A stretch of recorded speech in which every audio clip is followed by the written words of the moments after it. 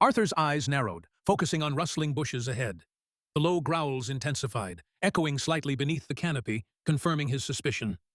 Definitely hounds, the overlapping sounds suggesting more than a couple.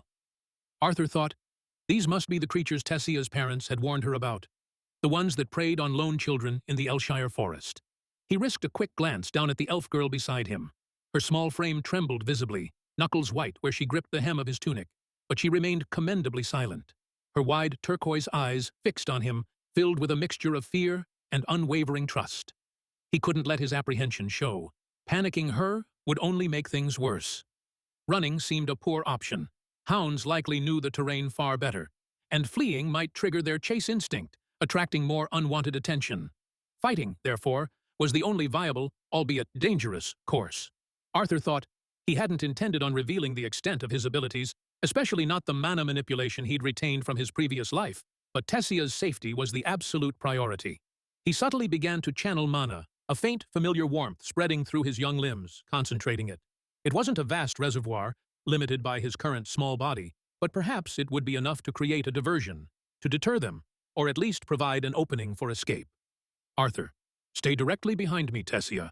Don't move, and don't make a sound, no matter what happens, he whispered, keeping his voice low but firm, hoping to convey a confidence he didn't entirely feel. With slow, deliberate movements, he drew the small, well-preserved knife he kept in his boot, a practical memento from his past life. It felt inadequate against multiple predatory beasts, but better than facing them with bare hands. Dense foliage parted abruptly, and the first mana beast hound emerged into dappled sunlight. Larger and more menacing than he'd pictured, it reached his shoulder height, covered in matted gray fur. Its sharp, yellowed teeth were bared in a snarl, and its eyes glowed a faint, unsettling red, a common sign of mana influence. Thick saliva dripped from its jaws. Soon, two more hounds emerged, flanking it, their postures low and aggressive, their combined growls a menacing chorus.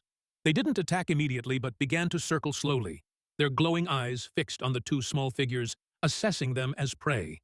Arthur held his ground, shifting to keep Tessia shielded behind him, knife held defensively.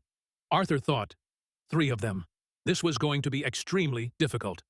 He needed a strategy, something to end this confrontation quickly before their situation deteriorated further.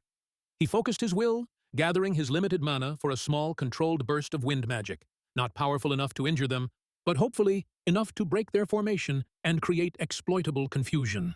Arthur, get ready, he murmured, the words barely audible, spoken more to steel his own resolve than for Tessia's benefit. The lead hound tensed, lowered its head, then lunged forward with terrifying speed.